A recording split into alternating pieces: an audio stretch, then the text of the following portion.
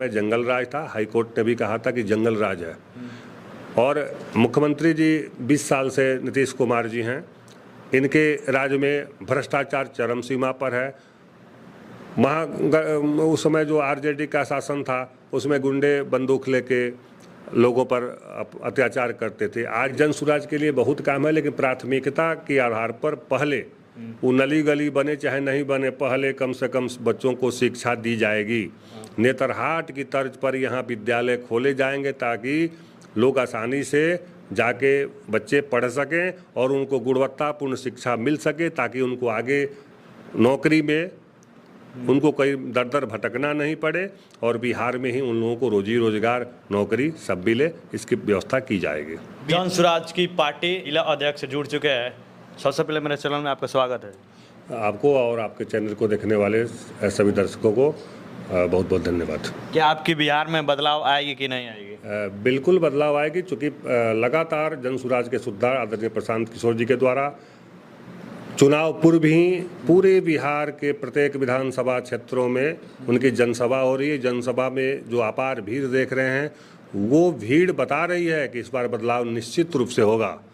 और जब जन सुराज की सरकार आएगी तो 5 काम तो निश्चित हो जाएगा। एक तो फर्जी शराब का जो कानून है, शराब बिकता ही है और झूठा मुर्गा कानून लगाया गया है, उस फर्जी कानून को 1 घंटे के अंदर हटा दिया जाएगा। उसके अतिरिक्त जो शिक्षा और रोजगार पर मुख्य मेरा फोकस है, हम लोगों का जन सुराज का शिक्षा और रोजगार, बच्चों को उच्च स्तरीय शिक्षा प्रदान की जाएगी। नेतरहाट जैसे विद्यालय हर प्रखंडों में खोले जाएंगे और बच्चों को मुफ्त शिक्षा दी जाएगी 15 साल तक के बच्चों को। साथ ही जो महिलाएं हैं उनको 11% 12% पर ब्याज दर पर उनको ऋण मिलता है। जन सुराज की सरकार आएगी तो महज 4% वार्षिक ब्याज दर पर उनको ऋण मुहैया कराया जाएगा।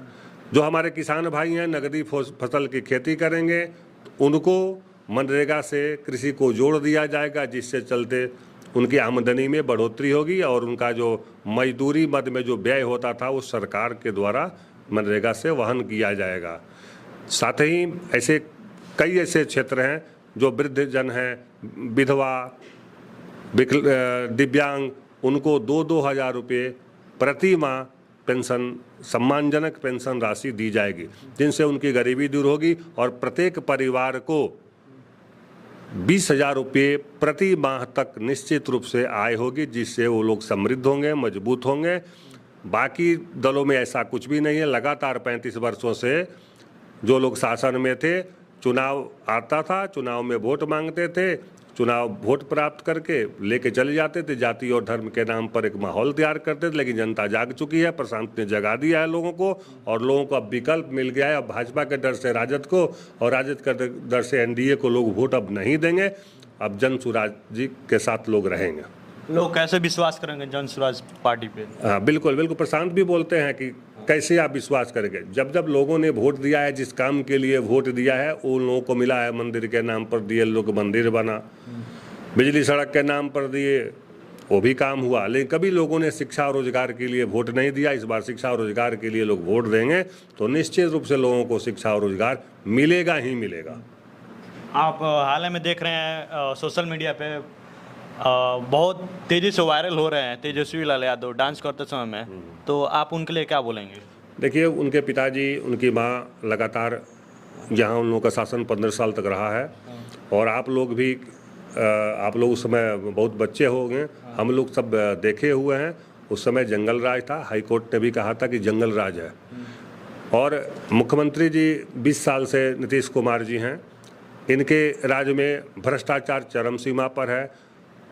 उस समय जो आरजेडी का शासन था उसमें गुंडे बंदूक लेके लोगों पर अत्याचार करते थे। आज इनके पदाधिकारी कलम के बदौलत लोगों को लूट रहे हैं। आप किसी ऑफिस में चले जाइए, किसी दफ्तर में जाइए, प्रखंड कार्यालय, अंचल कार्यालय, थाना या कहीं किसी विभाग में आप जाएंगे, बिना घूस दिए आपका एक भी काम होने वाला नहीं है।